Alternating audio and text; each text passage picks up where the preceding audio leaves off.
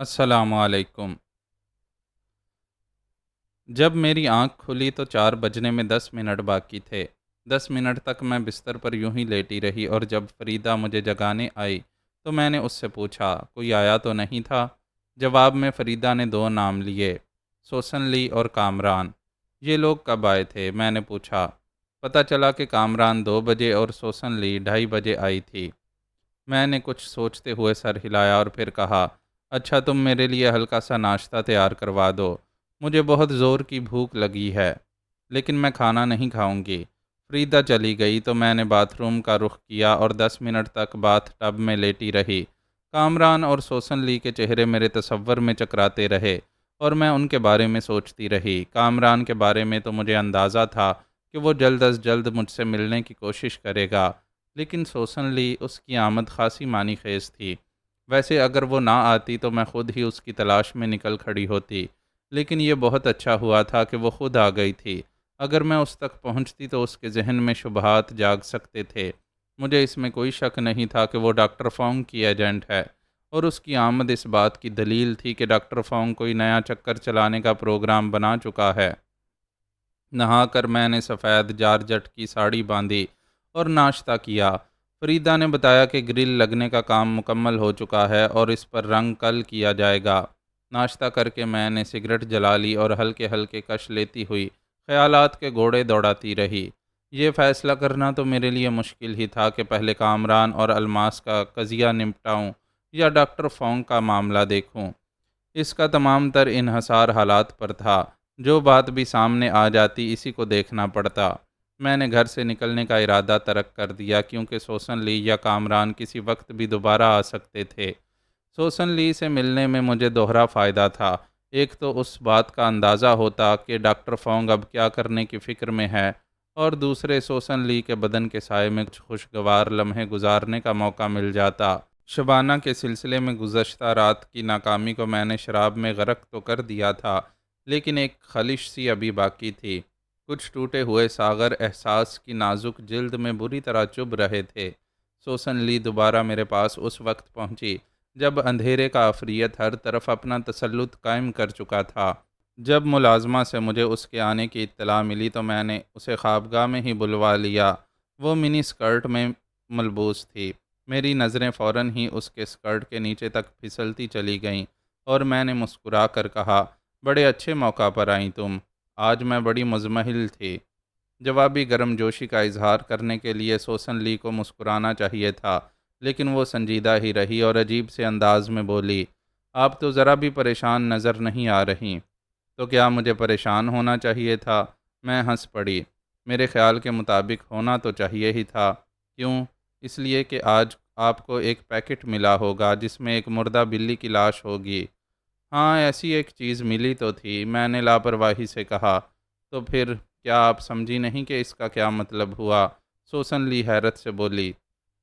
مطلب تو سمجھ میں آ گیا تھا، میں نے بڑی خوش مزاجی سے کہا، لیکن جس مکتب میں ایسی دھمکیوں سے مرعوب ہونا سکھایا جاتا ہے وہاں میں نے کبھی قدم نہیں رکھا۔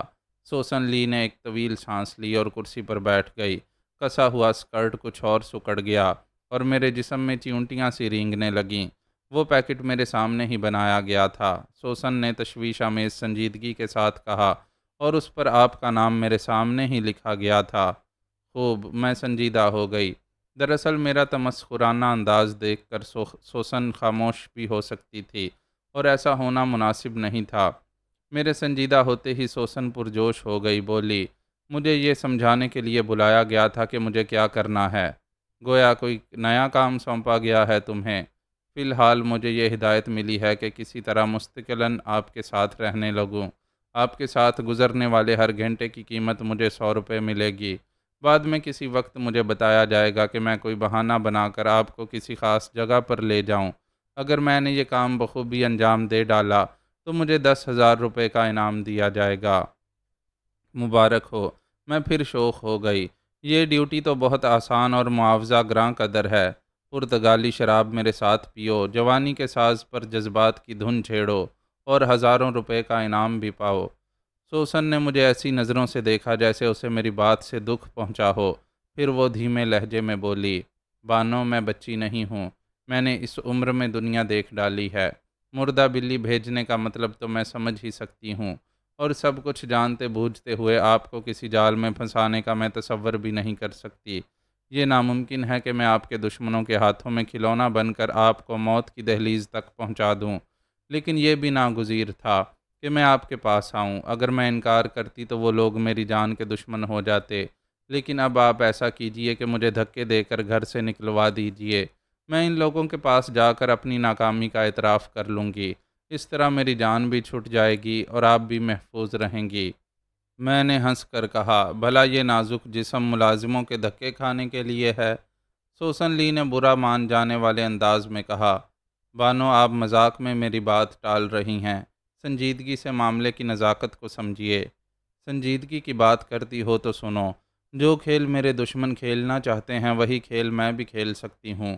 یہ تمہاری محبت ہے کہ تم میرے دشمنوں کے ہاتھوں میں کھلونا نہیں بننا چاہتی، لیکن میری خاطر تم وہی کرو جو وہ لوگ چاہتے ہیں۔ کیا مطلب؟ اس سے آپ کیا فائدہ اٹھائیں گی؟ فائدہ نہ ہوتا تو میں تم سے یہ سب کچھ کیوں کہتی؟ دشمن مجھ پر کوئی کاری وار کرنا چاہتا ہے، اور اس سلسلے میں اس نے تمہیں واسطہ بنایا ہے۔ اب اگر تم نے خود کو اس معاملے سے الگ کر دیا تو جانتی ہو کیا ہوگا؟ کیا ہوگا؟ وہ لوگ تمہاری جگہ کسی اور کو کام میں لائیں گے۔ میں نے جواب دیا، اور پھر مجھے پتہ ہی نہیں چل سکے گا کہ دشمن مجھ پر کب اور کہاں وار کرنا چاہتے ہیں۔ سوسن لی چند لمحے سوچتی رہی، پھر سر ہلا کر بولی، آپ کی بات سمجھ میں تو آتی ہے۔ سمجھ میں آتی ہے تو پھر اب تمہیں اس سلسلے میں پریشان ہونے کی قطعاً ضرورت نہیں۔ تم میرے ساتھ رہو، اور جب ان لوگوں سے آخری ہدایات ملیں تو تم مجھے بتا دو۔ میں وقت مقررہ پر تمہارے ساتھ اس جگہ چلی چلوں گی، لیکن روانگی سے پہلے تمام انتظامات مکمل کر لیے جائیں گے۔ آپ بلا کی ذہین ہیں۔ سوسن لی اس طرح مسکرائی جیسے اب پہلی بار اسے کچھ اطمینان نصیب ہوا ہو۔ ذہانت سے اس کا کوئی تعلق نہیں، یہ تو بالکل سامنے کی تدبیر ہے۔ یہ ماننا پڑتا ہے کہ آپ بڑے دل گردے کی عورت ہیں۔ اگر مجھے اس طرح موت کی دھمکی ملتی تو میں خوف سے ادموئی ہو جاتی۔ اب چھوڑو بھی ان غیر شاعرانہ باتوں کو، آؤ میرے پاس آ کر بیٹھو، پھولوں کے قصے سناؤ، مہکتی ہوئی کلیوں کی باتیں کرو۔ سوسن کرسی سے اٹھ کر مسکراتی ہوئی بستر کے قریب آئی اور مجھ پر اس طرح گری جیسے کسی جنم جنم کے پیاسے نے آبشار دیکھ لیا ہو۔ اس کے دھکے سے میں بستر پر چت گری اور وہ مجھ پر چھا گئی۔ اس نے میرے ہونٹوں کی بےتابیوں پر اپنے ہونٹوں کا سایہ کر لیا، اور یہ سایہ اتنی دیر تک قائم رہا کہ میرے سارے جسم میں شعلوں کے گلستان کھل گئے۔ سوسن کی یہ جذباتی یلغار اتنی شدید اور اتنی وحشیانہ تھی کہ میرا بلاؤز تار تار ہو گیا، ساڑی بستر پر بکھر گئی، اور سوسن کے ہونٹوں نے کچھ مدر زاویے تلاش کر لیے۔ میرے منہ سے سسکاریاں نکلنے لگیں، اور میں لذت و انبساط کی دہلیز پر تڑپنے لگی۔ آج ایسا معلوم ہوتا تھا جیسے سوسن مجھے پیس کر رکھ دے گی۔ اس کے دانتوں کے ہلکے ہلکے کچوکے ایک قیامت برپا کیے ہوئے تھے۔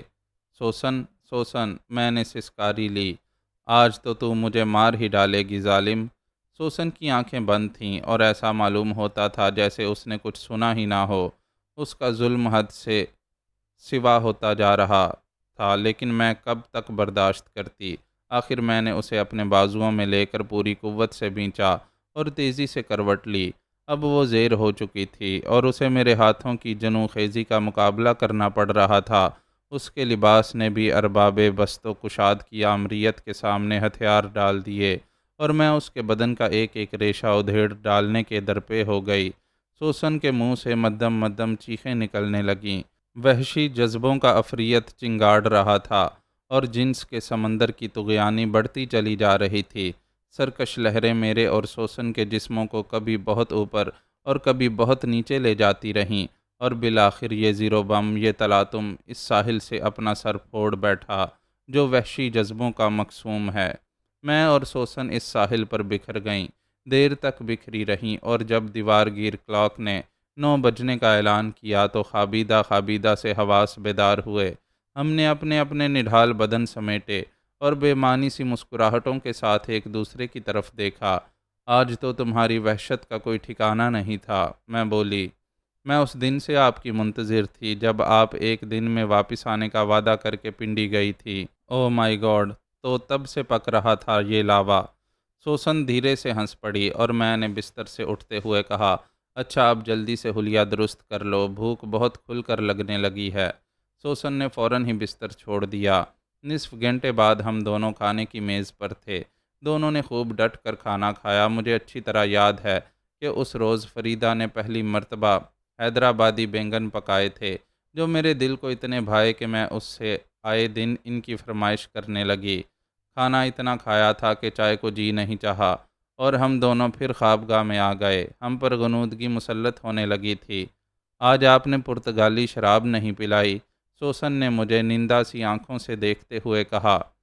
اب تو کھانا کھا لیا، کل پینا۔ ہم دونوں ایک دوسرے سے لپٹ کر سو گئے۔ اس قربت نے کوئی نیا گل نہیں کھلایا تھا۔ پہلی ہی مرتبہ میں ہم دونوں نے ایک دوسرے کے جسم سے ساری طاقت نچوڑ لی تھی۔ صبح میری آنکھ ٹیلی فون کی گھنٹی کی آواز سے کھلی۔ میں نے لیٹے لیٹے ہاتھ بڑھا کر ریسیور اٹھایا اور کان سے لگا لیا۔ ہیلو، میری آواز میں خمار تھا، لیکن دوسری طرف سے بولنے والے کی آواز سنتے ہی میرا سارا خمار غائب ہو گیا اور میں جلدی سے اٹھ بیٹھی۔ دوسری طرف سے وزیر خارجہ کا پی اے بول رہا تھا۔ اس نے بتایا کہ وزیر خارجہ یوم آزادی کی 2 تقریبوں میں شرکت کرنے کے بعد کل شام ہی کو اندرون سندھ سے کراچی لوٹ آئے تھے۔ انہوں نے مجھ سے ملاقات کے لیے آج 9:30 بجے ہی صبح ہی کا وقت مقرر کیا تھا۔ میں نے گھڑی پر نظر ڈالی۔ 8:30 بج چکے تھے۔ میں پہنچ رہی ہوں، میں نے ماؤتھ پیس میں وزیر خارجہ کے سیکرٹری سے کہا اور ریسیور رکھ دیا۔ سوسن ابھی تک گہری نیند میں تھی۔ میں نے اسے جگانا غیر ضروری سمجھا اور جلدی سے باتھ روم میں جا گھسی۔ 40 منٹ بعد میری کار بنگلے کے احاطے سے نکل رہی تھی۔ ٹھیک 9:01 پر مجھے وزیر خارجہ سے مصافحہ کرنے کا شرف حاصل ہوا۔ میں اس دن کو اپنی زندگی کا ایک یادگار دن سمجھتی ہوں، کیونکہ اس روز ایک تاریخ ساز شخصیت نے از خود مجھے شرف ملاقات بخشا تھا۔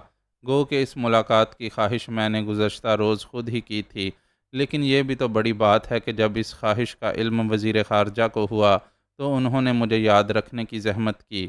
میں نے اپنی زندگی میں کبھی بھی مردوں سے متاثر ہونا نہیں سیکھا، لیکن دنیا کی 2 شخصیتیں ایسی ضرور ہیں جن سے میں متاثر ہوئی۔ ان میں سے ایک شخصیت تو جنرل ڈیگال کی ہے اور دوسری آپ سمجھ ہی گئے ہوں گے کہ میرا اشارہ کس طرف ہے۔ وزیر خارجہ نے ایک پرتمکنت مسکراہٹ کے ساتھ مجھے بیٹھنے کا اشارہ کیا اور بولے، اگر کل مجھے جشن استقلال کی بعض تقریبوں میں شرکت کے لیے اندرون سندھ نہ جانا ہوتا تو میں آپ سے ملاقات کے لیے کچھ نہ کچھ وقت ضرور نکال لیتا۔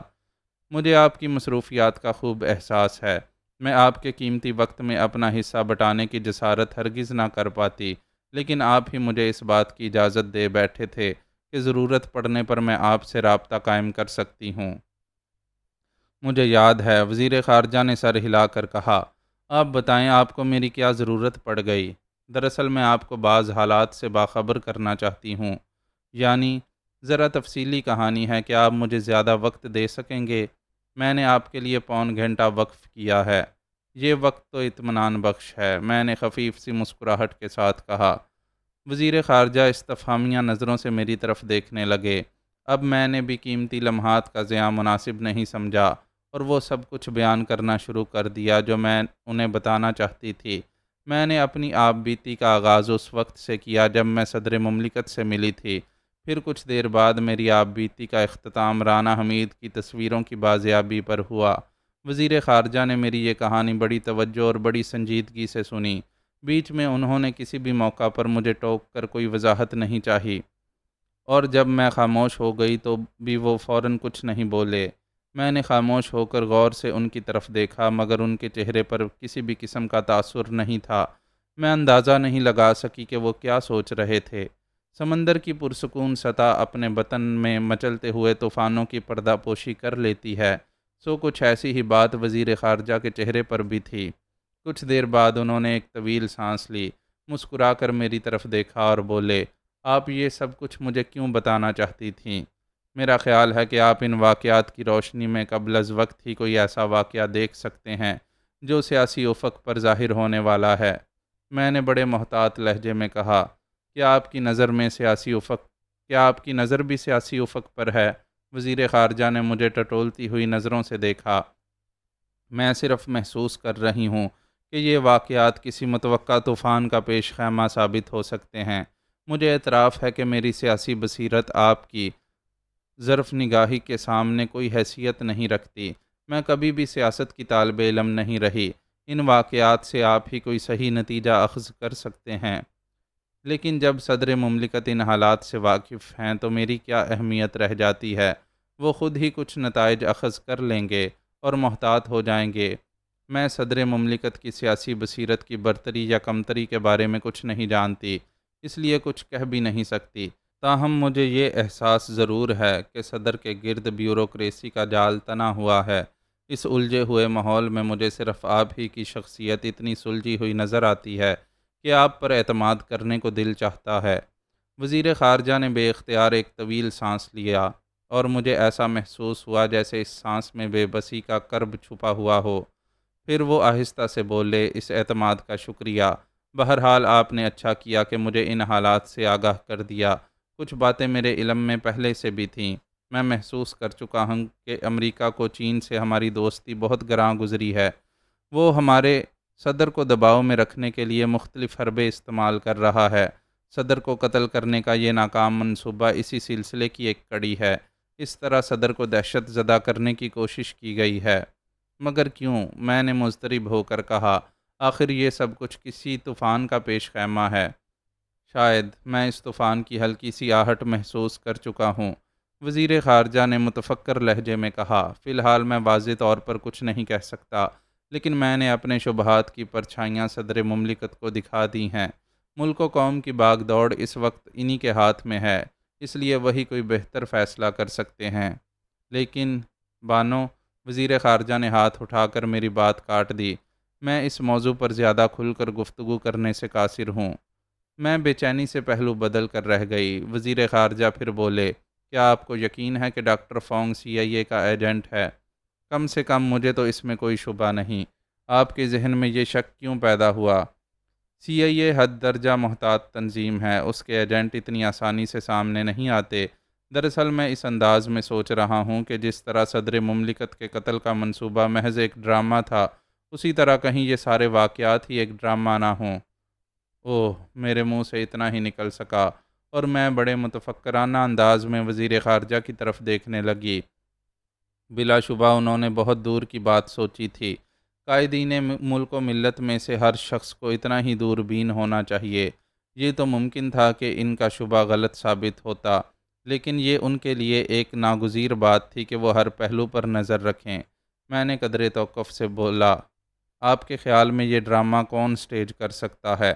روس کی KGB، وزیر خارجہ نے دو ٹوک انداز میں کہا۔ چونکہ آج کل ہمارے یہاں امریکہ کے خلاف لاوا پکنے لگا ہے، اس لیے روس والے اس موقع سے فائدہ اٹھانے کی کوشش کر سکتے ہیں۔ ان کی یہ حرکتیں نہ صرف حکومت کو امریکہ کے خلاف برگشتہ کر سکتی ہیں، بلکہ عوام پر بھی اس کا گہرا اثر پڑ سکتا ہے۔ آپ ٹھیک کہہ رہے ہیں، میں نے سر ہلا کر کہا۔ میں نے اب تک اس پہلو پر قطعاً غور نہیں کیا تھا، لیکن اب آپ اپنا لائحہ عمل مرتب کرتے ہوئے اس نقطے کو بھی اپنے سامنے رکھیے گا۔ مجھے حیرت ہے کہ آپ اتنے خطرناک لوگوں کے مقابل اتنی بے جگری سے ڈٹ گئی ہیں۔ آپ کو تو سرکاری مشینری کا ایک پرزہ ہونا چاہیے تھا۔ ملک کی خاطر کچھ کر گزرنے کے لیے سرکاری مشینری کا پرزہ بننا کوئی ضروری نہیں ہے۔ اس سے کچھ آسانیاں حاصل ہو جاتی ہیں، لیکن پھر کچھ پابندیوں کو بھی برداشت کرنا پڑتا ہے۔ وزیر خارجہ دھیرے سے ہنس پڑے، لیکن پھر فوراً ہی سنجیدہ بھی ہو گئے اور بولے، آپ ایک بات تو بتائیں، اس دوران میں کبھی سرحد سے متعلق کوئی بات تو آپ کے سامنے نہیں آئی؟ سرحد؟ میری مراد صوبہ سرحد سے ہے۔ میں اپنے ذہن پر زور دینے لگی، لیکن مجھے کوئی ایسی بات یاد نہیں آ سکی جس کا تعلق صوبہ سرحد سے ہو۔ میں نے نفی میں سر ہلاتے ہوئے وزیر خارجہ کی طرف دیکھا اور بولی، کیا آپ کو صوبہ سرحد کے بارے میں کوئی غلط رپورٹ ملی ہے؟ کچھ رپورٹ تو ملی ہے، مگر اس کے غلط یا صحیح ہونے کا فیصلہ کرنا ابھی مشکل ہوگا۔ کیا اس رپورٹ کا تعلق صوبہ سرحد کے عوام سے ہے؟ نہیں، وہ کچھ اور ہی معاملہ ہے۔ ابھی اس کے بارے میں واضح طور پر کچھ نہیں کہا جا سکتا۔ وزیر خارجہ نے کہہ کر اپنی کلائی پر بندھی ہوئی گھڑی پر نظر ڈالی۔ میں نے بھی اپنی رسٹ واچ کی طرف دیکھا تو پتہ چلا کہ ملاقات کا وقت ختم ہونے میں نصف منٹ باقی رہ گیا ہے۔ میں آپ کی شکر گزار ہوں کہ آپ نے مجھے اتنا وقت دیا۔ میں کھڑی ہوتی ہوئی بولی، آپ سے ملاقات کر کے میرے ذہن کا خاصا بوجھ کم ہو گیا ہے۔ میں اپنی بہترین خواہشات کے ساتھ آپ کو خدا حافظ کہتا ہوں۔ وزیر خارجہ نے مسافے کے لیے ہاتھ بڑھا دیا۔ جب میں وہاں سے واپس روانہ ہوئی تو KGB ایک بہت بڑا سوالیہ نشان بن کر میرے ذہن میں کھڑی ہوئی تھی۔ مجھے اس سوال پر خاصی سنجیدگی سے غور کرنا تھا، لیکن اس کے ساتھ ہی دوسری بہت سی باتیں بھی قابل غور تھیں، جن کو میں نظر انداز نہیں کر سکتی تھی۔ ان باتوں پر غور کرنے کے ساتھ ساتھ مجھے اپنی حفاظت کا بھی خیال رکھنا تھا۔ ڈاکٹر فونگ نے ایک مری ہوئی بلی بھیج کر مجھے یہ بات جتا دی تھی کہ وہ مجھے ایک اذیتناک موت مارنا چاہتا ہے۔ اس خواہش کی تکمیل کے لیے میرا اغوا ضروری تھا، اور میں یہ بھی محسوس کر چکی تھی کہ وہ اس سلسلے میں کیا قدم اٹھا چکا ہے۔ اس نے سوسن لی کو میرے پیچھے لگا دیا تھا، اور سوسن مجھ سے مل کر ڈبل ایجنٹ کا رول ادا کر رہی تھی۔ مجھے ابھی حتمی طور پر اندازہ نہیں ہوا تھا کہ وہ کیا کرے گی، اس لیے مجھے اس کی طرف سے بہت چوکنا رہنا تھا۔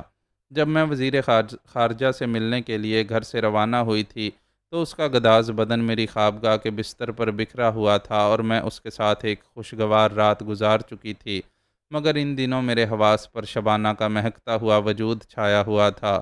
سوسن مجھے جسمانی آسودگی تو بخش سکتی تھی، لیکن میری روح کی تشنگی کا سامان شبانہ ہی کے پاس تھا۔ اس کے بدن سے چھلکتی ہوئی گلابیاں میرے ضبط کا امتحان بنی ہوئی تھیں۔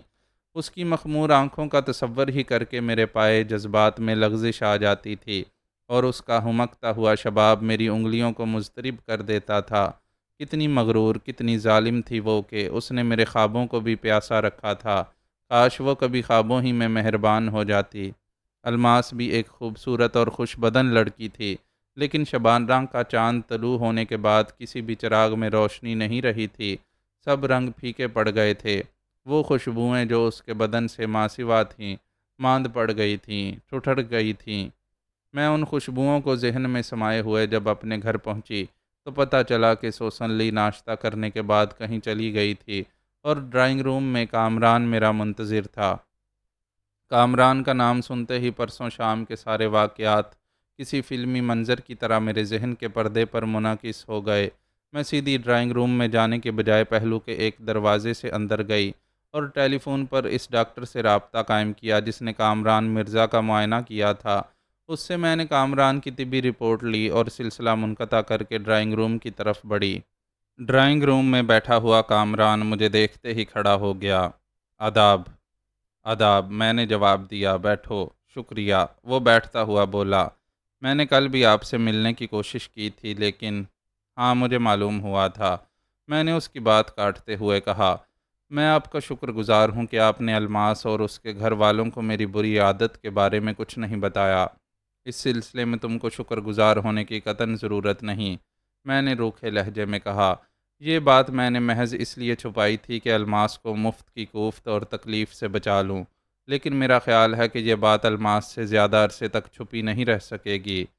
کامران مرزا نے عالم خجالت میں نظریں جھکا لیں اور پھر تأسف آمیز لہجے میں بولا، انہی حالات کی بنا پر میں نے الماس سے منگنی توڑنے کا فیصلہ کیا تھا۔ وہ بہت اچھی لڑکی ہے اور میں اپنے آپ کو اب اس کے لائق نہیں سمجھتا۔ اس پر جو کچھ بیتی تھی اسے تو میں نے منگنی توڑنے کا بہانہ بنا لیا تھا، لیکن تم نے یہ نہیں سوچا کہ تمہارا یہ سفاکانہ جواب اسے کتنی اذیت سے دوچار کرے گا۔ اس پہلو پر میں نے واقعی نہیں سوچا تھا۔ سچ پوچھئے تو اس بری عادت نے مجھے کہیں کا نہیں رکھا۔ میرا ذہن مجھے دھوکہ دینے لگا ہے۔ میں کسی بھی کام کو صحیح طور پر کرنے کے قابل نہیں رہ گیا ہوں۔ میرا امپورٹ ایکسپورٹ کا خاصا اچھا چلتا کام تھا، لیکن وہ بھی بتدریج ٹھپ ہوتا جا رہا ہے۔ تمہیں یہ بری عادت پڑی کیسے؟ میں نے اپنے لہجے کو کچھ نرم کرتے ہوئے سوال کیا۔ یہ ایک دوست کی صحبت کا نتیجہ ہے۔ یعنی ذرا تفصیل سے بتاؤ۔ آپ کو شاید علم نہ ہو کہ میں اس دنیا میں تنہا ہوں۔ الماس کی والدہ میری سگی خالہ نہیں ہیں، دور دراز کا رشتہ ہے۔ والدین میرے لیے جو کچھ چھوڑ کر مرے تھے، اس سے میں نے ایک چھوٹا سا کام شروع کر دیا تھا۔ اسی دوران میں میرا ایک دوست افضل پنجاب سے کراچی آیا تو ہم دونوں ساتھ ہی رہنے لگے۔ کچھ دن بعد افضل ہفتے میں 2-3 مرتبہ ایک گھٹیا سے ریسٹورنٹ میں جانے لگا۔ پہلے تو اس نے مجھ سے یہ بات چھپائی تھی، لیکن پھر ایک روز وہ مجھے بھی وہاں لے گیا۔ وہ ریسٹورنٹ نشہ بازوں کا اڈہ تھا۔ وہاں مجھے چرس کی سگریٹیں پینے کو ملیں۔ اور پھر جلد ہی وہ منزل بھی آ گئی کہ میں مارفیا کے انجیکشن لینے لگا۔ میں بڑے غور سے کامران مرزا کی داستان سن رہی تھی اور سوچ رہی تھی کہ اس شہر میں اور بھی بہت سے سادہ لوہ نوجوان نشے کے عادی ہو کر اپنی زندگی تباہ کر رہے ہوں گے۔ ان دنوں منشیات کا پھیلاؤ کچھ زیادہ ہی ہو گیا تھا اور اس ناجائز کاروبار کی شاخیں ناسور کی طرح پھیلتی جا رہی تھیں۔ کامران خاموش ہوا تو میں بولی، میں نے ابھی تھوڑی ہی دیر پہلے ڈاکٹر سے تمہارے بارے میں گفتگو کی ہے۔ اس کا خیال ہے کہ ابھی تم اس سٹیج پر نہیں پہنچے جہاں سے واپسی ناممکن ہو۔ اگر تم پختہ ارادہ کر لو تو یہ بد عادت چھوٹ سکتی ہے۔ کامران نے متذبذب نظروں سے میری طرف دیکھا اور پھر انکار میں سر ہلاتا ہوا قدرے ہچکچاہٹ سے بولا، یہ ناممکن ہے۔ میں اس ریسٹورنٹ میں جانا نہیں چھوڑ سکتا۔ کیوں؟ میں نے اسے تیکھی نظروں سے دیکھا۔ کامران کی نظریں دوبارہ فرش پر گڑ گئیں اور اس نے آہستہ سے کہا، میں اس ریسٹورنٹ میں جانے پر مجبور ہوں۔ بات اب بھی سمجھ میں نہیں آئی۔ میں نے خشک لہجے میں کہا، دیکھیے میں آپ کو بتاتا ہوں۔ کامران نے اپنے ہونٹوں پر زبان پھیرتے ہوئے کہا، انجیکشن لینا میں نے ابھی حال ہی میں شروع کیا ہے اور اس میں میری مرضی کو دخل نہیں ہے۔ مجھے اس کے لیے مجبور کیا گیا ہے۔ تمہاری بات اب بھی بے سروپا معلوم ہو رہی ہے۔ میں غرائی۔ کامران کے چہرے سے ایسے معلوم ہوا جیسے اس نے میرے غصے کو محسوس ہی نہ کیا ہو۔ وہ نظریں جھکائے بولتا رہا، کچھ عرصے پہلے کی بات ہے، میں نے ایک روز چرس کے سگریٹ پی کر اتنا مدہوش ہو گیا کہ مجھے کچھ خبر نہ رہی۔ پھر جب مجھے ہوش آیا تو میں اپنے گھر پر تھا اور میرے ہاتھ خون میں لت پت تھے۔ افضل نے مجھے بتایا کہ میں نشے کی حالت میں لڑ پڑا تھا اور میرے ہاتھوں سے ایک بوڑھے کا خون ہو چکا ہے۔ مجھے اس بات پر یقین نہیں آیا لیکن میں پریشان ضرور ہو گیا۔ پھر میں نے قسم کھائی کہ اب کبھی کوئی نشہ نہیں کروں گا، لیکن جلد ہی مجھے اپنی یہ قسم توڑنا پڑی۔ ہوا یہ کہ اس ریسٹورنٹ کا ایک ملازم میرے پاس آیا اور اس نے مجھے ایک تصویر دی جس میں مجھے ایک بوڑھے کو قتل کرتے ہوئے دکھایا گیا تھا۔ اس تصویر کو دیکھ کر میرے پیروں تلے سے زمین نکل گئی۔ ریسٹورنٹ کے ملازم نے مجھے بتایا کہ اس بوڑھے کی لاش پولیس کو مل چکی ہے اور اب اگر میں نے ریسٹورنٹ کی مستقل ممبرشپ قبول نہیں کی تو یہ تصویر پولیس کے حوالے کر دی جائے گی۔ اس کا نتیجہ یہ نکلا کہ میں نے پھر ریسٹورنٹ میں جانا شروع کر دیا۔ پھانسی کے خوف سے میرے قدم تباہی کی منزل کی طرف بڑھنے لگے۔ ان لوگوں نے مجھے محض چرس کے سگریٹوں پر اکتفا نہیں کرنے دیا بلکہ مجھے مارفیا کے انجیکشن بھی لینے پر مجبور کر دیا۔ عجیب واقعہ ہے، میں بڑبڑائی۔ جو حقیقت تھی وہ میں نے آپ کو بتا دی۔ نہ جانے کیوں میرا دل چاہا تھا کہ آپ پر اعتماد کر لوں۔ میں کسی اور کے سامنے یہ اعتراف نہیں کر سکتا کہ میں قاتل ہوں۔ میں سوچ میں ڈوب گئی۔ کسی آدمی کو منشیات کا عادی بنانے کے لیے اتنے بڑے منصوبے کی تیاری میری سمجھ سے باہر تھی۔ یقیناً اس منصوبے کے پس پردہ کوئی اور بھی مقصد رہا ہوگا۔ تمہاری ماہانہ آمدنی کتنی ہے؟ میں نے ایک خیال کے تحت پوچھا۔ 3-4 ہزار سے کم نہیں، کامران نے جواب دیا۔ میرے بزنس میں ترقی کی خاصی گنجائش ہے۔ میرے ذہن میں بہت سے منصوبے تھے لیکن اب تو سب خواب ہو گئے۔ میں یقینی تباہی کے دہانے پر کھڑا ہوا ہوں اور ان حالات میں الماس کو اپنانے کا تصور بھی نہیں کر سکتا۔ کامران کی آنکھوں سے غم جھانکنے لگا۔ میں نے غور سے اس کی طرف دیکھا اور پھر مسکرا کر بولی، مایوسی کو کفر بھی کہا جاتا ہے۔ کامران نے چونک کر نظریں اٹھائیں اور کہا، میں سمجھا نہیں۔ تم نے بڑی جلدی ہمت ہار دی ہے۔ محض ایک تصویر دیکھ کر ڈر جانا مردانگی کے خلاف ہے۔ محض تصویر اس بات کی سند نہیں کہ تم نے نشے کی حالت میں واقعی کوئی قتل کیا ہے۔ آخر آپ کہنا کیا چاہتی ہیں؟ کامران کی آنکھوں سے الجھن واضح تھی۔ وہ تصویر فراڈ بھی ہو سکتی ہے۔ اس قسم کی تصویریں بنا لینا آج کے دور میں تو کوئی ناممکن کام نہیں۔ اوہ! کامران کے منہ سے اتنا ہی نکلا اور اس کی آنکھوں میں چمک سی پیدا ہونے لگی۔ خدا کرے آپ کا خیال درست ہو۔ اس کی آواز کانپ گئی۔ میرے شبے کی کچھ تصدیق اس بات سے بھی ہوتی ہے کہ ان لوگوں نے تم کو چرس جیسے نشے کی بجائے مارفیا کا عادی بنانے کی کوشش کی۔ انہیں اندیشہ ہوگا کہ تم کسی بھی وقت تنگ آ کر مزید بلیک میل ہونے سے انکار کر سکتے ہو۔ پولیس والی دھمکی کسی بھی سٹیج پر غیر مؤثر ہو سکتی ہے لیکن مارفیا کے محتاج ہونے کے بعد تم مکمل طور پر ان کے اثر میں آ جاتے۔ ہو سکتا ہے کہ وہ تم پر قابو پا کر تم سے کوئی خطرناک کام لینا چاہتے ہوں۔ کیا تمہارے کاروبار کی آڑ میں منشیات کی اسمگلنگ نہیں ہو سکتی؟ کامران نے چند لمحے کچھ سوچا اور پھر جواب دیا، ہو تو سکتی ہے، لیکن پکڑے جانے کا خطرہ رہے گا۔ وہ خطرہ صرف تمہارے لیے ہوگا۔ یہ بھی ٹھیک ہے، لیکن جب تم اس نشے سے پیچھا چھڑا لو گے تو یہ خطرہ ٹل جائے گا۔ کیا آپ اپنے ذہن میں کوئی خاص لائحہ عمل مرتب کر چکی ہیں؟ خاص تو نہیں، بس ایک خیال ذہن میں آ گیا ہے۔ نہ جانے تم اس پر عمل کرنے کے لیے تیار ہو سکو گے یا نہیں۔ میں کہہ چکا ہوں کہ میرا دل سب کچھ آپ پر چھوڑ دینے کے لیے آمادہ ہو گیا ہے۔ تمہیں نشہ ٹوٹنے کی تکلیف برداشت کرنا ہوگی۔ میں بڑی سے بڑی قیامت جھیلنے کے لیے تیار ہوں۔ الماس کو پا لینے کی امید مجھے تمام آزمائشوں سے گزرنے میں مدد کرے گی۔ تو پھر آج سے ہی تم یہاں آ جاؤ۔ خود کو نشے سے دور رکھنے کی کوشش تنہائی میں تو قیامت خیز بن جاتی ہے۔ تکلیف کے وہ دن تم یہاں گزار سکتے ہو۔ یہاں تم کو میری عدم موجودگی میں بھی تنہائی کا احساس نہ ہوگا۔ میری خادمائیں تمہارا خیال رکھیں گی، میرا ڈاکٹر تمہاری دیکھ بھال کرتا رہے گا اور بوقت ضرورت تمہیں طبی امداد بھی بہم پہنچائے گا۔ آپ کو میری وجہ سے زحمت تو نہ ہوگی؟ اگر زحمت ہوتی بھی تو میں الماس کے مستقبل کو خوشگوار بنانے کے لیے اسے برداشت کر لیتی۔ شکریہ۔ وہ مجھے ممنون نظروں سے دیکھنے لگا۔ تم مجھے اس ریستوران کا پتہ بتا دو جو اس فساد کی جڑ ہے۔ اس کا پتہ لے کر آپ کیا کریں گی؟ ان لوگوں سے تمہاری وہ تصویر تو حاصل کرنا ہی ہے۔ وہ حیرت سے میری طرف دیکھنے لگا۔ وہ بڑے خطرناک لوگ ہیں بانو۔ تم اس کی پرواہ نہ کرو، میں ان لوگوں کے مقابلے پر ان سے بھی زیادہ خطرناک لوگوں کو کھڑا کر دوں گی۔ کامران مرزا کے چہرے سے الجھن اور پریشانی کا اظہار ہوتا رہا، تاہم اس نے ریسٹوران کا پتہ بتا دیا۔ یہ پتہ صدر کے اس علاقے کا تھا جہاں دیسی عیسائیوں کی اکثریت ہے۔ یہ لوگ مغربی ممالک کی اندھی تقلید میں سب سے آگے ہیں۔ پاکستان میں رہتے ہوئے بھی ان کا لباس اور طرز معاشرت پاکستانی نہیں ہے۔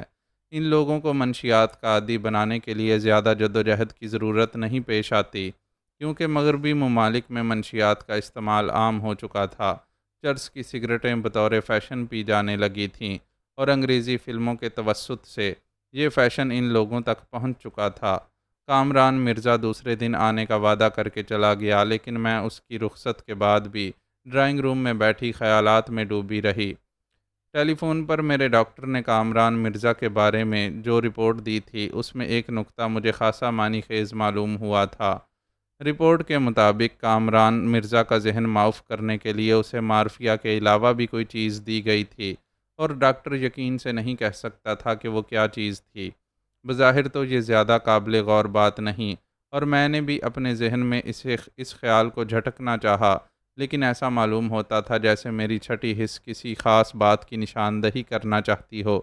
میں کوشش کے باوجود اس نکتے کو اپنے ذہن سے نہیں جھٹک سکی، لیکن بہت غور کرنے کے باوجود کوئی نتیجہ بھی اخذ نہیں ہو سکا۔ ابھی ڈاکٹر فونگ کا معاملہ ختم نہیں ہونے پایا تھا کہ میں اس نئے قضیے میں الجھ گئی تھی، اور میری سمجھ میں نہیں آ رہا تھا کہ میں بیک وقت دو معاملوں سے کس طرح نپٹوں گی۔ یہ دوسرا معاملہ زیادہ اہم نہیں معلوم ہوتا تھا، اس لیے اسے نظر انداز بھی کیا جا سکتا تھا، لیکن الماس کی وجہ سے میں ایسا کرنے سے قاصر تھی۔ صاف صاف کیوں نہ کہوں کہ الماس کے توسط سے شبانہ کا قرب حاصل ہو سکتا تھا، اور میں اس کے لیے بے چین تھی۔ نتیجہ یہ کہ میرا ذہن ڈاکٹر فونگ سے زیادہ کامران سے الجھ رہا تھا۔ کامران سے اپنے عجیب و غریب تصادم پر بھی خاصا غور کر چکی تھی۔ اگر اس شام میں نے الماس کو صدر میں نہ دیکھا ہوتا تو شاید آج یہ حالات میرے سامنے نہ ہوتے۔ یہ کتنا عجیب و غریب اتفاق تھا کہ جب میں الماس کے ساتھ ایک ریسٹورنٹ میں بیٹھی ہوئی چائے پی رہی تھی تو اس کا منگیتر نشے کے عالم میں میری کار میں گھس کر لیٹ گیا تھا۔ میں نے ان سب باتوں پر بہت غور کیا، مگر ذہنی طور پر خلفشار ہی میں مبتلا رہی۔ دوپہر کے کھانے سے کچھ دیر پہلے سوسن لی لوٹ آئی۔ وہ کچھ ضروری سامان لینے کے لیے اپنے گھر چلی گئی تھی، اور وہاں پہنچتے ہی مجھے نئے احکامات مل گئے۔ وہ متفکر نظروں سے میری طرف دیکھتی ہوئی بولی، یعنی؟ میں نے پوچھا۔ حکم یہ ہے کہ میں آپ کو کسی بہانے سے ہل پارک کے مشرقی حصے تک لے جاؤں۔ کب؟ آج ہی سپہر کو 3 بجے کے قریب۔ خوب۔ میں تو کہتی ہوں بانو کہ آپ فوراً پولیس کی مدد حاصل کر لیجئے۔ میرا تو دل بیٹھا جا رہا ہے۔ وہ بہت خطرناک لوگ ہیں۔ خطرہ تو مول لینا ہی پڑے گا، میں نے جواب دیا۔ اگر میں پولیس کی حفاظت میں چلی جاؤں تو کیا ان سے چھٹکارا مل جائے گا؟ ہرگز نہیں۔ 1 دن، 2 دن، 3 دن، پولیس آخر کب تک میری حفاظت کرے گی؟ جب بھی پولیس کا حصار ختم ہوگا یہ لوگ حرکت میں آ جائیں گے۔ خطرہ مول لینے کی صورت میں تو یہ ممکن ہے کہ میں ان لوگوں کو شکست دے کر خطرے کا مستقل خاتمہ کر سکوں۔ سوسن جواب میں کچھ نہیں بولی، لیکن اس کے چہرے سے فکر کے بادل نہیں ہٹے۔ پگلی، تجھے میرے لیے اتنا پریشان نہیں ہونا چاہیے، میں نے بڑے پیار بھرے انداز میں اس کا گال تھپک کر کہا، اور پھر دل ہی دل میں بولی، ہرافا، تجھ سے تو میں اچھی طرح نپٹوں گی، ذرا یہ معاملہ ختم ہو جائے۔ دوپہر کا کھانا ہم دونوں نے ساتھ ہی کھایا۔ چونکہ مجھے اس میں کوئی شبہ نہیں تھا کہ سوسن لی ڈاکٹر فونگ کی ایجنٹ ہے، اس لیے میں نے دل ہی دل میں حتمی طور پر طے کر لیا کہ ہل پارک میں پر کوئی واقعہ پیش نہیں آئے گا۔ اگر وہاں واقعی کچھ ہونا ہوتا تو سوسن مجھے اس کے بارے میں ہرگز نہیں بتاتی اور کوئی دوسرا معقول بہانہ بنا کر مجھے وہاں لے جاتی۔ مجھے باخبر کرنے کا مطلب تو یہ تھا کہ میں مقابلے کے لیے مکمل تیاریاں کر لوں، اور ڈاکٹر فونگ مجھے کسی تیاری کا موقع ہرگز نہیں دے سکتا تھا۔ تو پھر مجھے ہل پارک لے جانے کا مقصد لے دے کر یہی ایک بات ذہن میں آتی تھی کہ شاید ایسا کئی مرتبہ ہوگا۔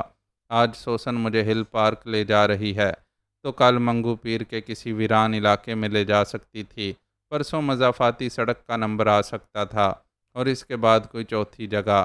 ہر مرتبہ مجھے مایوسی کا شکار ہونا پڑتا، میری اکتاہٹ بڑھتی چلی جاتی، اور پھر کسی روز عالم بے خبری میں ڈاکٹر فونگ مجھے آ لیتا۔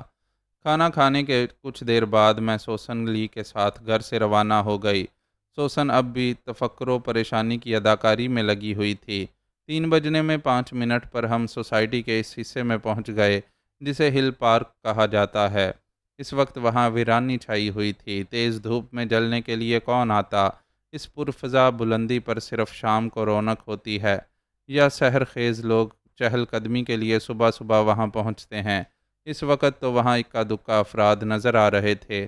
ہل پارک ایک ایسی جگہ ہے جہاں چھپنے کے لیے کوئی جگہ نہیں ہے، کوئی بھی شخص دوسروں کی نظر میں آئے بغیر کسی پر وار نہیں کر سکتا۔ پارک کا مشرقی حصہ انتہائی بلندی پر ہے، وہاں سے دور دور کے نظارے کیے جا سکتے ہیں۔ اس کے برابر سے ایک چوڑی سڑک سوسائٹی کے اندر تک چلی گئی ہے۔ اس سڑک پر نظر ڈالتے ہوئے میں نے سوچا کہ اس سمت سے کوئی بھی مجھے دور مار رائفل کا نشانہ بنا سکتا ہے، مگر چونکہ مجھے بلی کی لاش مل چکی تھی اس لیے مجھے اپنی ہلاکت کا خطرہ نہیں تھا۔ خطرے کی بات صرف یہ تھی کہ مجھے اغوا کرنے کی کوشش کی جا سکتی تھی۔ تاہم یہ معاملہ چونکہ ڈاکٹر فونگ جیسے خطرناک شخص کا تھا، اس لیے میں نے احتیاط کو نظر انداز کرنا مناسب نہیں سمجھا۔ میں باؤنڈری وال سے قدرے دور ہو گئی۔ اب کیا کیا جائے؟ میں نے مسکرا کر سوسن کی طرف دیکھا۔ میں کیا کہہ سکتی ہوں؟ سوسن نے مضطربانہ انداز میں پہلو بدلا۔ آؤ کچھ دیر ٹہلتے ہیں، پھر واپس چلیں گے۔ اسی وقت میں نے 2 ہپی نوجوانوں کو پارک میں داخل ہوتے دیکھا۔ میں ابھی ٹھیک سے ان کا جائزہ نہیں لے سکی تھی کہ سوسن نے مجھے اپنی طرف متوجہ کر لیا۔ اس کی طرف توجہ دینا ہی شاید میری غلطی تھی۔ دوسرے ہی لمحے میرے ارد گرد گولیوں کی بارش ہونے لگی۔ فائرنگ بے آواز ریوالوروں سے کی جا رہی تھی۔ مجھے تو قریب سے گزرتی ہوئی گولیوں کی سنسناہٹ نے چونکایا تھا، اور پھر میں نے سوسن کی چیخ سنی تھی۔ اس کی پنڈلی میں سرخ رنگ کا ایک نشان ابھرتا نظر آیا تھا۔ وہ لڑکھڑا کر گری، اور میں نے بھی ان گولیوں سے بچنے کے لیے خود کو زمین پر گرا دیا۔ میں بلندی پر تھی اور فائر کرنے والے نیچے تھے، اس لیے میں انہیں لیٹے لیٹے بھی دیکھ سکتی تھی۔ یہ وہی دونوں ہپی تھے جو ذرا دیر قبل مجھے قطعی بے ضرر معلوم ہوئے تھے۔ ان کے ہاتھوں میں دبے ہوئے ریوالوروں کی لمبی لمبی نالیں آگ اگل رہی تھیں۔ نالوں کی لمبائی کا سبب یہ تھا کہ ان میں سائلنسر فٹ تھے۔ ان دونوں نے بڑی تیزی سے گولیاں برسا کر اپنے ریوالور خالی کر دیے اور مڑ کر بھاگتے ہوئے پارک سے نکل گئے۔ انہوں نے یہ اطمینان کرنا ضروری نہیں سمجھا تھا کہ ان کی گولیوں میں سے کوئی نشانے پر بھی بیٹھی تھی یا نہیں، مگر ہاں، سوسن کی چیخ سے انہیں کم از کم ایک گولی کے کارگر ہونے کا تو یقین ہو گیا ہوگا۔ البتہ وہ یہ نہیں جان سکے ہوں گے کہ گولی نے کس کو نقصان پہنچایا ہے اور کتنا نقصان پہنچایا ہے۔ پارک میں جو اکا دکا افراد موجود تھے وہ سوسن کی چیخ سن کر دریافت حال کے لیے ہماری طرف دوڑ پڑے۔ انہیں حالات کی سنگینی کا احساس اس لیے نہیں ہو سکتا تھا کہ انہوں نے فائر کی آواز نہیں سنی تھی۔ میں نے جلدی سے اپنا رومال نکال کر سوسن کے زخم پر رکھ دیا اور اس کے اوپر سوسن کا رومال باندھنے لگی۔ یہ عمل کرتے ہوئے مجھے اندازہ ہو گیا تھا کہ گولی نے ہڈی پر ضرب نہیں لگائی تھی اور صرف گوشت کو پھاڑتی ہوئی نکل گئی تھی۔ مناسب ڈریسنگ اور 2-3 دن آرام کرنے سے وہ زخم ٹھیک ہو جاتا۔ تشویش کی کوئی بات نہیں تھی، لیکن فی الحال سوسن کو خاصی تکلیف سے دوچار ہونا پڑ رہا تھا۔ اس کے چہرے کی رنگت سفید پڑ گئی تھی اور منہ سے کراہیں نکل رہی تھیں۔ کیا ہوا؟ ہمارے قریب پہنچنے والے پہلے شخص نے پوچھا۔ کچھ نہیں، میں نے جلدی سے جواب دیا۔ ان کا پاؤں پھسل گیا تھا، رگڑ لگنے سے کچھ خون نکل آیا اور شاید موچ بھی آئی ہے۔ کیا ہم آپ کی کچھ مدد کر سکتے ہیں؟ دوسرے شخص نے پوچھا۔ جی نہیں شکریہ، میں نے سوسن کو سہارا دے کر کھڑا کرتے ہوئے کہا۔ میں انہیں اپنے سہارے سے کار تک لے جا سکتی ہوں۔ سوسن میرا اشارہ سمجھ گئی اور میرا کندھا پکڑ کر لنگڑاتی ہوئی چلنے لگی۔ اس کے منہ سے کراہیں اور سسکاریاں اب بھی نکل رہی تھیں۔ ہماری پرسش کرنے والے جہاں کھڑے تھے وہیں کھڑے ہماری طرف دیکھتے اور آپس میں باتیں کرتے رہے۔ اگر میں انہیں حقیقت حال سے باخبر کر دیتی تو پولیس تھانے کی نوبت آ جانا ایک یقینی امر تھا۔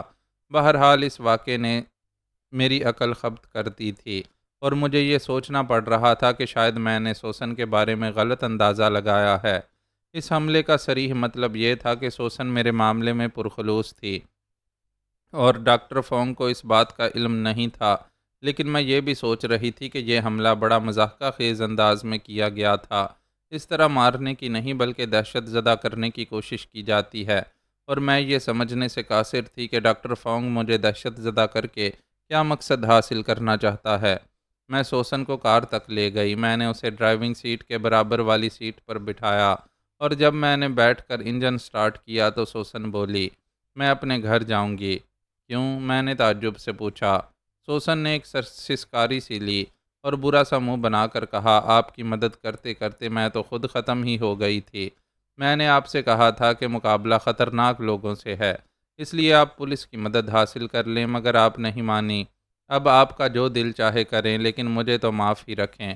میں اب آپ سے دور ہی رہنا پسند کروں گی۔ میں کوئی جواب دیے بغیر کار کو حرکت میں لے آئی۔ میری خاموشی اس لیے مناسب تھی کہ سوسن کا لہجہ بڑا تلخ تھا۔ اس تلخی کی وجہ بھی میں سمجھ ہی سکتی تھی۔ یہ ہر عورت میری طرح اہنی اعصاب کی مالک نہیں ہو سکتی۔ گولیوں کی بوچھاڑ کے مقابل آنا معمولی دل گردے والوں کے بس کی بات نہیں۔ ویسے بھی یہ سوسن کے لیے زندگی کا پہلا موقع ہوگا اور یہ پہلا ہی تجربہ اسے مہنگا پڑا تھا۔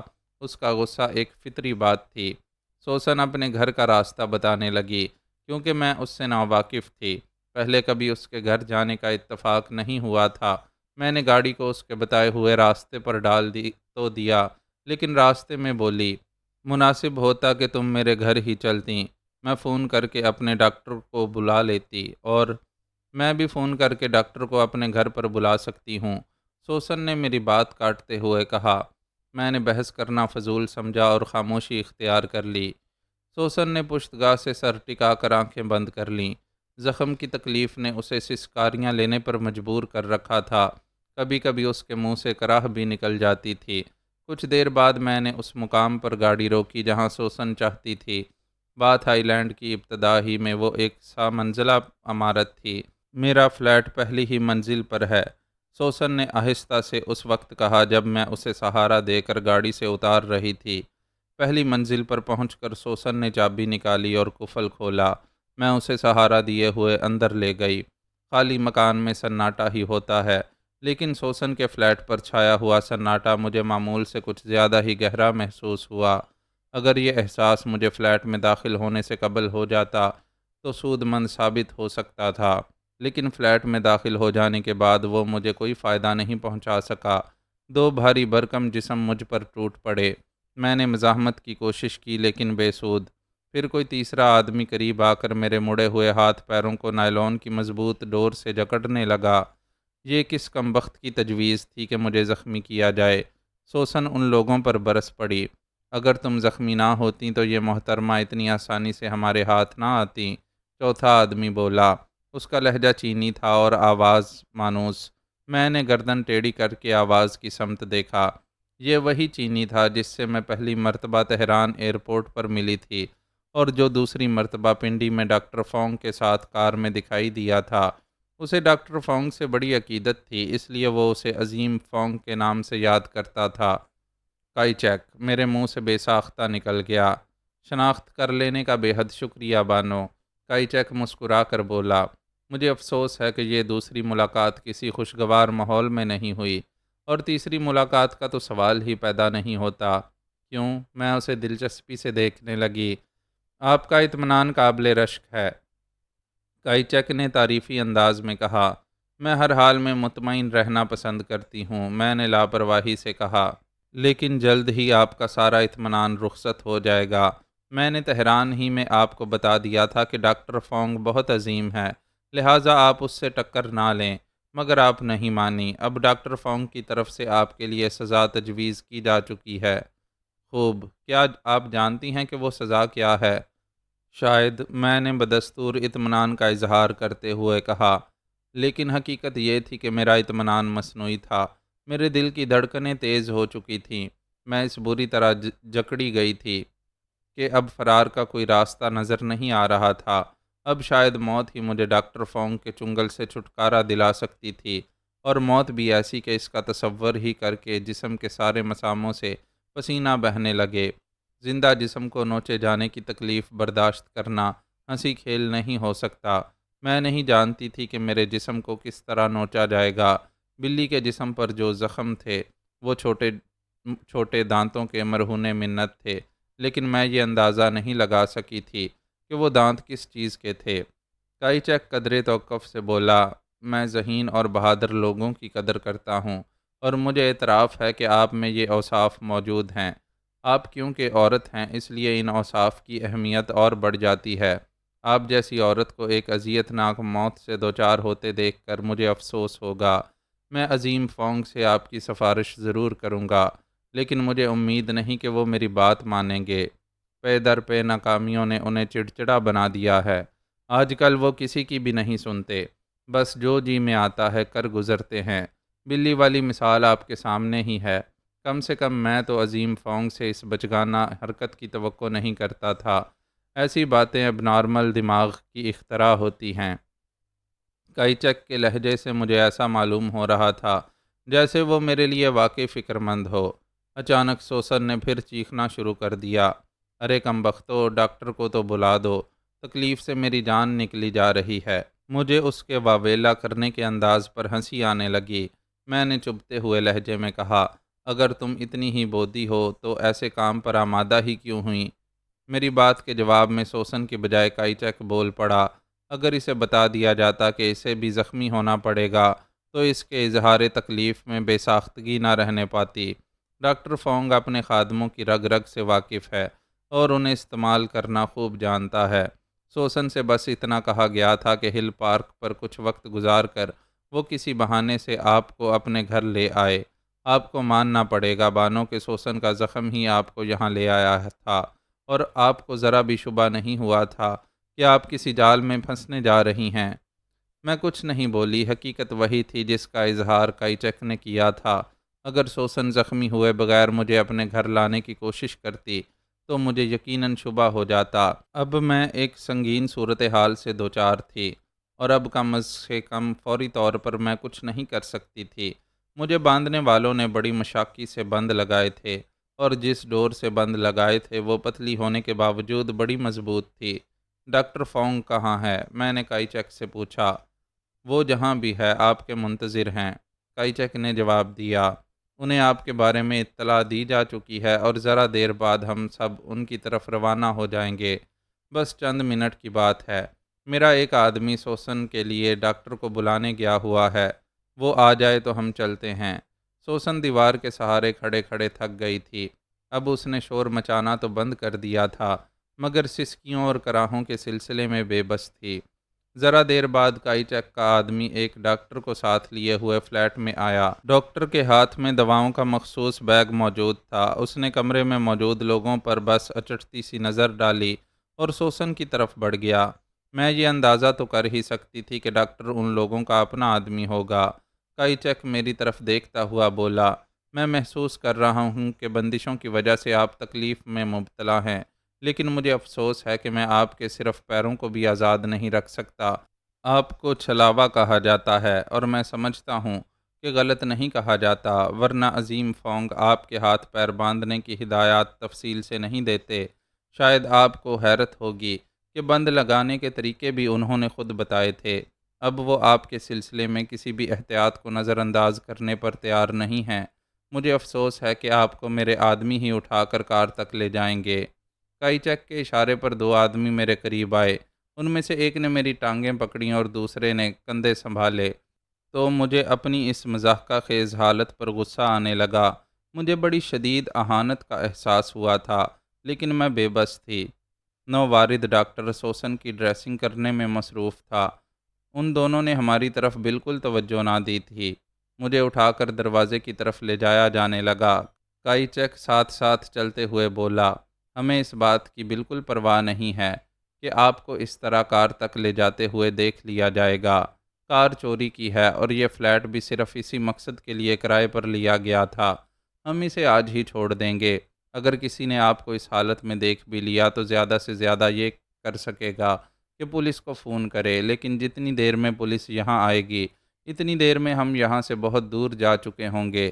دیکھنے والوں میں اتنی ہمت تو ہوگی نہیں کہ ہمیں روکنے کی کوشش کریں۔ ہاں، اگر کسی سربھرے کی شامت دھکا دے ہی گئی تو ہمارے ریوالور اس کا علاج کر دیں گے۔ فلیٹ سے نکل کر اب وہ لوگ زینے طے کر رہے تھے اور مجھے شاید ان کی دیدہ دلیری پر عش عش کرنا چاہیے تھا۔ دن دہاڑے ایک عورت کو اس طرح اٹھا کر کار تک لے جانا کوئی معمولی بات نہیں تھی۔ ویسے شاید ہی کسی نے ہمیں دیکھا ہو، کیونکہ کار بالکل زینے کے سامنے لا کر کھڑی کی گئی تھی۔ اس دوران میں بلڈنگ کا کوئی مکین بھی نہیں آیا تھا۔ مجھے کار کی پچھلی نشست پر ڈال کر دروازہ بند کر دیا گیا۔ کار بڑے سائز کی تھی اور کھڑکیوں پر پردے پڑے ہوئے تھے۔ اس کا امکان نہیں تھا کہ مجھے باہر سے دیکھ لیا جاتا۔ ان احتیاطی تدابیر نے میری رہی صحیح امیدوں پر بھی پانی پھیر دیا۔ ایسا معلوم ہونے لگا جیسے میرا آخری وقت آ پہنچا ہو، اور آخری وقت میں مجھے خیال آیا اب بھی تو کس کا، شبانہ کا۔ کار چل پڑی اور اس کی رفتار میں بڑی تیزی سے اضافہ ہوتا چلا گیا۔ شبانہ کا سحر انگیز چہرہ میری نظروں میں گھوم رہا تھا اور مجھے اس کے جسم کی بھینی بھینی مہک محسوس ہونے لگی تھی۔ اس وقت مجھے احساس ہوا کہ میں اسے واقعی بڑی شدت سے چاہنے لگی تھی۔ یہ میرے لیے بہت بڑا کرب تھا کہ شاید میں اسے حاصل کیے بغیر ہی مر جاؤں گی۔ محرومیت کے احساسات جاگے تو میں نے آنکھیں بند کر لیں۔ اب شبانہ میرے تصور میں بسی ہوئی تھی۔ مجھے یوں محسوس ہونے لگا جیسے اس کا جیتا جاگتا وجود میرے پہلو میں ہو۔ یہ تصوراتی احساس قرب میرے لیے حد درجہ طمانینت بخش تھا، مگر دفعتاً ایک دھماکہ ہوا۔ شبانہ کا وجود جیسے پھٹ کر بکھر گیا اور میرے ارد گرد بھونچال سا آ گیا۔ وہ دھماکہ خیالی نہیں تھا اور بھونچال کی کیفیت بھی حقیقی تھی۔ تیز چلتی ہوئی کار کو کسی گاڑی نے سائیڈ ماری تھی اور کار ڈرائیور کے قابو سے نکل کر کسی چیز سے ٹکراتی ہوئی رک گئی تھی۔ ونڈ شیلڈ ٹوٹ کر بکھر گیا تھا۔ دوڑتے ہوئے قدموں کی آوازیں تیزی سے قریب آ گئیں۔ خبردار، کوئی حرکت نہ کرے۔ ایک جانی بوجھی آواز سنائی دی اور میرا دل بلیوں اچھلنے لگا۔ پھر کسی نے کار کی پچھلی نشست کا دروازہ کھولا اور مجھے کاندھوں سے پکڑ کر گھسیٹا۔ اب میں نے دیکھا کہ وہ نرسری کے علاقے کی ایک ویران گلی ہے۔ اس گلی کے ایک پول سے کار ٹکرائی تھی۔ چند گز پیچھے ایک اور کار کھڑی تھی۔ اس کے قریب ہی میں نے رضوان کی موٹر سائیکل بھی سائیڈ سٹینڈ پر کھڑی دیکھی تھی۔ رضوان میرے پیروں کی بندشیں کھول رہا تھا۔ اس کے ساتھ ایک اور نوجوان بھی تھا جسے میں نہیں جانتی تھی۔ جب میں اپنے پیروں پر کھڑی ہو گئی تو میں نے دیکھا کہ جس کار میں مجھے لے جایا جا رہا تھا اس کی اگلی نشستوں پر بیٹھے ہوئے دونوں آدمی بے ہوش ہو چکے تھے۔ ان میں کائی چیک بھی تھا۔ ونڈ شیلڈ کے شکستہ شیشے ان کے سروں سے ٹکرا گئے ہوں گے، کیونکہ ان دونوں ہی کے چہروں پر خون بہہ رہا تھا۔ ڈرائیونگ کرنے والے کا چہرہ تو بالکل لہو لہان ہو گیا تھا۔ رضوان میرا بازو پکڑ کر پیچھے کھڑی ہوئی گاڑی کی طرف گھسیٹتا ہوا بولا، جلدی سے نکل چلو، میرے ہاتھ تو کھولو، میں نے بڑبڑانے والے انداز میں کہا۔ گاڑی میں بیٹھ کر کھول دوں گا، ہمیں جلد از جلد یہاں سے دور نکل جانا چاہیے۔ ابھی تو یہ گلی سنسان پڑی ہے، لیکن کسی وقت بھی کوئی گاڑی ادھر آ سکتی ہے۔ بات معقول تھی۔ رضوان نے اپنے ساتھی سے کہا، تم میری موٹر سائیکل سنبھال لو۔ ادھر میرے ذہن میں چستانوں کے در کھل چکے تھے۔ سمجھ میں نہیں آ رہا تھا کہ رضوان فرشتہ رحمت بن کر کہاں سے پہنچ گیا۔ اس کے ساتھی کے بارے میں بھی مجھے الجھن تھی کیونکہ وہ میرے لیے اجنبی تھا۔ یہ کار بھی رضوان کی نہیں ہو سکتی تھی جس میں وہ مجھے لے جا رہا تھا۔ ممکن ہے کہ یہ اسی نوجوان کی ملکیت ہو۔ رضوان نے ایک ہاتھ سے کار کا اسٹیئرنگ سنبھالا اور دوسرے ہاتھ سے میرے ہاتھوں کی بندشیں ڈھیلی کرنے کی کوشش کرنے لگا۔ کار کے سپیڈو میٹر کی سوئی 50 کے ہندسے پر تھرک رہی تھی۔ میں نے عقب نما آئینے میں دیکھا کہ ہم جائے حادثہ کو بہت پیچھے چھوڑ آئے تھے۔ 2 چینی وہاں زخمی حالت میں پڑے ہوئے تھے۔ وہ اس وقت تک وہاں پڑے رہتے جب تک کوئی انہیں دیکھ کر پولیس کو اطلاع نہ دے دیتا۔ انہیں اسی حالت میں چھوڑ کر رضوان نے بہت عقل مندی کا ثبوت دیا تھا۔ میں بھی اگر اس کی جگہ ہوتی تو یہی کرتی۔ پولیس کے جھمیلوں سے بچنے کی یہی ایک صورت تھی۔ رضوان ہونٹ بیچے ہوئے ڈرائیونگ کر رہا تھا۔ آخر مجھے ہی سکوت کا قفل توڑنا پڑا۔ اب منہ سے کچھ پھوٹو گے بھی یا نہیں؟ تمہارے لیے مناسب سزا تو یہی ہوتی کہ تمہیں ان لوگوں کے رحم و کرم پر چھوڑ دیا جاتا۔ رضوان غرایا۔ میں پلکیں جھپکاتی ہوئی اسے حیرت سے دیکھنے لگی۔ اس کے اس موڈ کا سبب میری سمجھ سے باہر تھا۔ آخر تم ایسے خطرناک چکروں میں پڑتی ہی کیوں ہو؟ رضوان پھر بولا۔ اس مرتبہ اس کے لہجے میں جلاہٹ تھی۔ اوہ، میں ہنس پڑی۔ اب اس کی جلاہٹ کا سبب میری سمجھ میں آ گیا تھا۔ میں نے ہنستے ہوئے کہا، کیا تم یہ چاہتے ہو کہ میں کسی سگڑ عورت کی طرح گھر میں بیٹھ کر آٹا گوندوں اور چولہا پھونکوں؟ وہ بھی کوئی بری بات تو بہرحال نہیں ہے۔ تمہارے دماغ پر گرمی کا اثر معلوم ہوتا ہے۔ میں نے اسے گھورتے ہوئے کہا، ہاں شاید یہ گرمی ہی کا اثر ہے کہ تمہیں خطرے میں دیکھ کر میں نے تمہاری حفاظت کے خیال سے تم پر نظر رکھنا شروع کر دی تھی۔ رضوان نے میری طرف دیکھے بغیر کہا، تم کب سے میری نگرانی کر رہے ہو؟ میں نے پوچھا۔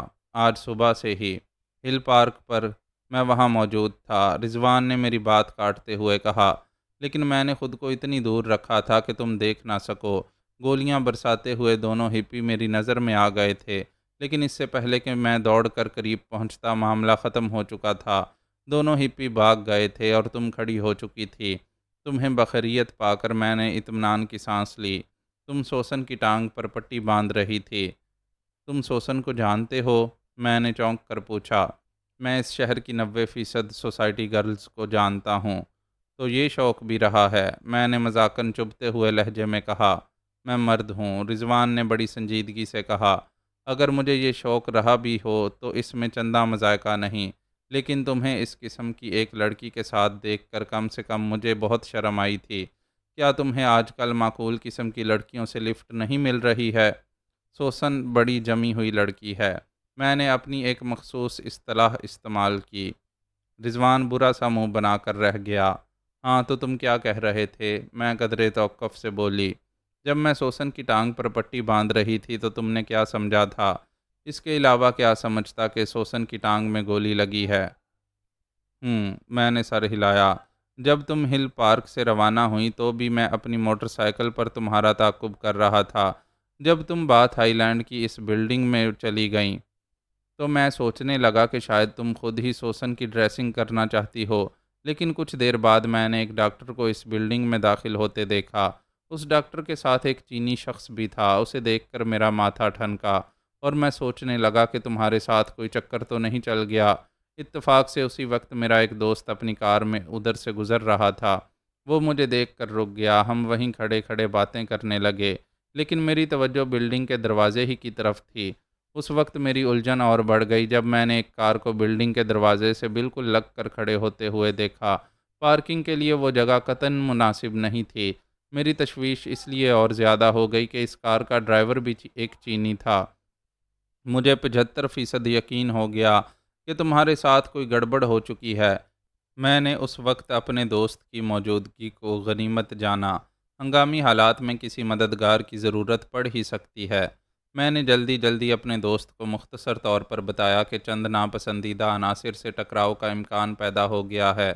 یہ تمہارا وہی دوست ہے جو اب ہمارے پیچھے پیچھے موٹر سائیکل پر آ رہا ہے؟ میں نے پوچھا۔ ہاں، اس کا نام راشد ہے اور یہ ایک اخبار کا سرکولیشن مینیجر ہے۔ ہم دونوں ایک دوسرے کو بچپن سے جانتے ہیں، اس لیے میں اس پر اعتماد کر سکتا تھا۔ رضوان نے تفصیل سے جواب دیا اور پھر کہا، جب وہ لوگ تمہیں کار کی پچھلی نشست پر ڈال رہے تھے تو میں نے محسوس کر لیا تھا کہ تم بندھی ہوئی ہو۔ اب اس میں کوئی شبہ نہیں رہا تھا کہ تمہیں اغوا کیا جا رہا ہے، لیکن میں فوری طور پر کوئی فیصلہ کرنے سے قاصر رہا۔ اتنے میں وہ کار تمہیں لے کر روانہ ہو گئی۔ اب اس کے سوا کوئی صورت نہیں تھی کہ میں اس کار کے تعاقب میں چل پڑوں۔ میں نے راشد سے کہا کہ وہ بھی اپنی کار میں میرے پیچھے پیچھے آئے۔ تعاقب کے دوران میں اچانک مجھے خیال آیا کہ جہاں تمہیں لے جایا جا رہا ہے وہاں ممکن ہے دشمنوں کی تعداد بہت زیادہ ہو اور میں تم کو ان سے نہ چھڑا سکوں، اس لیے کیوں نہ راستے ہی میں کچھ کر گزرنے کی کوشش کی جائے۔ کار میں صرف 2 چینی تھے، اس لیے ان سے بآسانی نپٹا جا سکتا تھا۔ میں نے اپنی موٹر سائیکل کو راشد کی کار کے برابر میں لے جا کر اس سے کہا کہ وہ متعاقب کار کو سائیڈ مار کر روکنے کی کوشش کرے۔ یہ عمل بڑی آسانی سے کیا جا سکتا تھا، لیکن یہ بات میرے ذہن میں قطعی نہیں آ سکی تھی کہ وہ چینی ایک اناڑی ڈرائیور ہے، اس لیے کار اس کے قابو سے باہر ہو جائے گی۔ جو کچھ ہوا اچھا ہی ہوا، میں بولی۔ اگر وہ کھمبے سے نہ ٹکراتی تو وہ دونوں بے ہوش بھی نہ ہوتے اور تمہیں خاصی مزاحمت کا سامنا کرنا پڑتا۔ وہ ڈاکٹر فونگ ہی کے آدمی تھے نا؟ ہاں۔ سوسن کا کیا رہا؟ وہی تو اس فساد کی جڑ ہے۔ کیا مطلب؟ وہ بھی ڈاکٹر فونگ کی ایجنٹ ہے؟ اوہ، رضوان کے منہ سے اتنا ہی نکلا۔ میں اسے تفصیل سے بتانے لگی کہ سوسن نے کیا ڈرامہ کھیلا تھا۔ کار اب باتھ آئی لینڈ کے علاقے میں پہنچ چکی تھی۔ رضوان نے اسی بلڈنگ کے سامنے پہنچ کر بریک لگائے اور بولا، سوسن سے تو نپٹا جا سکتا ہے۔ یقیناً، میں نے جواب دیا، لیکن تم اپنے دوست کو اب رخصت کر دو، ہم دونوں ہر معاملے سے خود ہی نپٹ سکتے ہیں۔ ٹھیک ہے، میں اسے چلتا کیے دیتا ہوں، رضوان نے انجن بند کرتے ہوئے کہا۔ موٹر سائیکل کار کے برابر میں آ کر رکی تھی۔ میں کار سے اتر کر بلڈنگ کے دروازے کی طرف دیکھنے لگی، لیکن وہاں کوئی نظر نہیں آ رہا تھا۔ قریب ہی میری کار اب بھی کھڑی ہوئی تھی۔ ڈاکٹر فونگ کے ایجنٹوں نے اسے وہاں سے ہٹانا ضروری نہیں سمجھا تھا۔ رضوان نے راشد کو رخصت کر دیا۔ آؤ، میں نے رضوان سے کہا اور بلڈنگ کے دروازے کی طرف بڑھی۔ کیا تمہارے پاس ریوالور ہے؟ رضوان نے اس وقت پوچھا جب ہم زینے طے کر رہے تھے۔ نہیں، میں نے جواب دیا، لیکن تم اس کی فکر مت کرو۔ اگر خطرے کا احساس مجھے قبل از وقت ہو جائے تو میں غیر مسلح ہونے کے باوجود اپنے دشمنوں کے لیے بالائے بے درماں ثابت ہو سکتی ہوں۔ تمہاری یہ خوش فہمی کسی دن تمہیں قبر میں پہنچا دے گی۔ اچھا، اب خاموش، میں نے ہونٹوں پر انگلی رکھتے ہوئے کہا، کیونکہ ہم 3/4 زینے طے کر چکے تھے۔ رضوان چپ ہو گیا۔ وہ اپنی جیب میں ہاتھ ڈالے ہوئے تھا۔ ممکن ہے اس کے پاس ریوالور ہو، لیکن پہلی منزل پر پہنچ کر مجھے مایوسی کا سامنا کرنا پڑا۔ وہ فلیٹ اب مقفل تھا، چڑیاں اڑ چکی تھیں۔ یہ تو مجھے کائچک نے بتا ہی دیا تھا کہ یہ فلیٹ صرف اسی کام کے لیے حاصل کیا گیا تھا، لیکن مجھے یہ توقع نہیں تھی کہ وہ لوگ اتنی جلدی غائب ہو جائیں گے۔ میں اور رضوان واپس لوٹے۔ خیر، میں نے ایک طویل سانس لے کر کہا، میں اسے چھوڑوں گی ہرگز نہیں، کسی نہ کسی طرح اس کا پتہ چلا ہی لوں گی۔ چونکہ تم ان لوگوں کے جال سے نکل چکی ہو، اس لیے ممکن ہے کہ سوسن روپوش ہو جائے۔ دیکھا جائے گا، میں نے لاپرواہی سے کہا۔ لیکن اب تم اپنے چہرے سے سنجیدگی کا غلاف اتار دو، اس موڈ میں ذرا بھی اچھے نہیں لگتے۔ رضوان دھیرے سے ہنس پڑا۔ اس میں کوئی شبہ نہیں کہ وہ اب تک بہت سنجیدہ رہا تھا۔ اس کا ثبوت یہ بات تھی کہ وہ مجھے تم کہہ کر مخاطب کرتا رہا تھا۔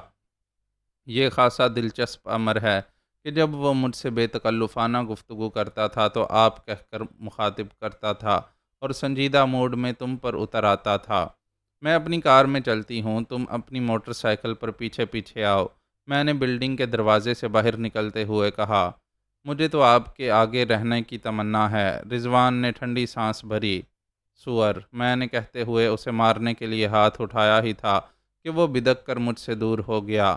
بس یہ آپ کا ہنٹر والی کا انداز مجھے سخت ناپسند ہے، اس نے برا سا منہ بنا کر کہا۔ قرائن سے پتہ چلتا ہے کہ کسی روز میرا یہ انداز تمہیں عملی طور پر برداشت کرنا پڑے گا۔ اگر چچا غالب نے آپ سے ملاقات کر لی ہوتی تو وہ دھول دھپے والا شعر ہرگز نہ کہتے۔ میں مسکراتی ہوئی اپنی کار کی طرف بڑھ گئی اور وہ اپنی موٹر سائیکل پر بیٹھ کر کک لگانے لگا۔ میں کار سٹارٹ کر کے اپنے گھر کی طرف چل پڑی۔ اب شام کے سرمئی دھندلکے زمین پر اترنے لگے تھے۔ گزشتہ چند گھنٹوں کی باتیں ایک ایسے بے ہنگم خواب کی طرح میرے ذہن میں چکرا رہی تھیں جو معدے کی خرابی کا نتیجہ رہا ہو۔ ہل پارک پر بے آواز فائرنگ، سوسن کا زخمی ہونا، اسے لے کر باتھ آئی لینڈ کی عمارت میں جانا، کائی چیک کے ہاتھوں میں گرفتاری، کار میں اغوا، پھر اس کار کا حادثہ، کائی چیک اور اس کے ساتھی کی بے ہوشی، رضوان کی مدد اور میری نجات، یہ سب کچھ کسی بے ہنگم خواب سے کم نہیں تھا۔ رضوان میری کار کے پیچھے پیچھے موٹر سائیکل چلاتا ہوا گھر آیا اور ہم دونوں ڈرائنگ روم میں جا بیٹھے۔ میں نے ملازمہ سے چائے کے لیے کہہ دیا۔ اب کیا ارادہ ہے؟ رضوان بولا۔ کس سلسلے میں؟ ڈاکٹر فونگ سے تصادم کے بارے میں کہہ رہا ہوں۔ کیا اس سے پہلو نہیں بچایا جا سکتا؟ یہ کیسے ممکن ہے؟ یہ ایسے ممکن ہے کہ ہم دونوں اس شہر کو چھوڑ کر کہیں چلے جاتے ہیں۔ کہاں؟ میں مسکراتی ہوئی اس کی طرف دیکھتی رہی۔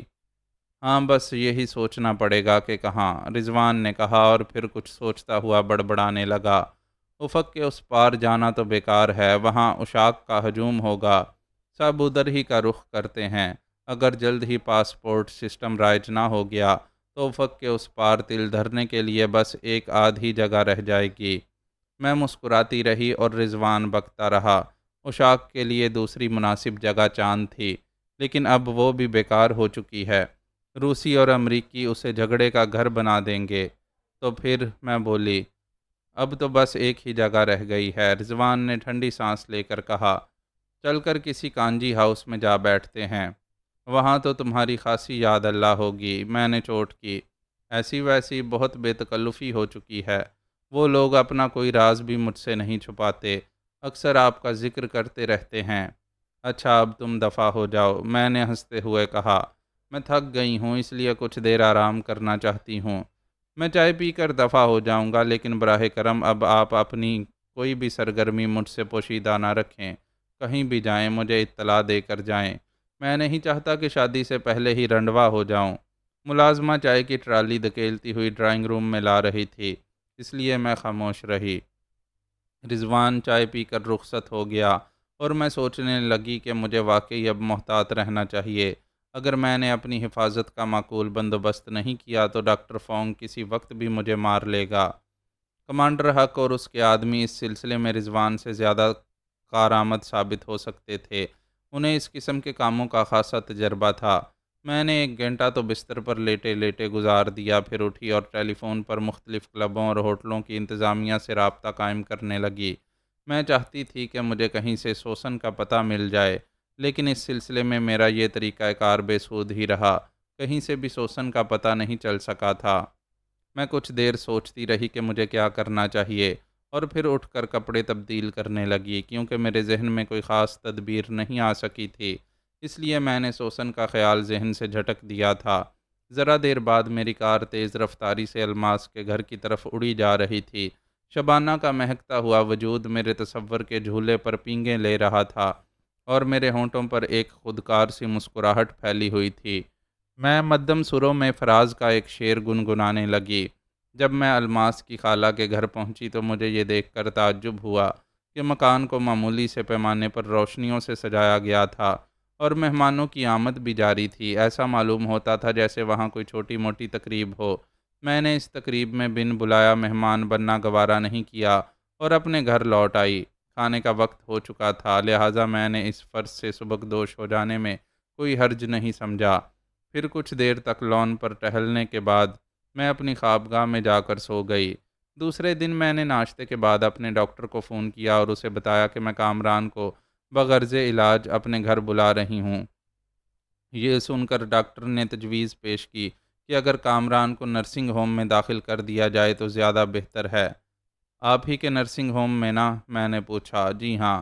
اچھی بات ہے، اگر آپ اس کو زیادہ مناسب سمجھتے ہیں تو میں آج ہی کسی وقت کامران کو لے کر آپ کے پاس پہنچوں گی۔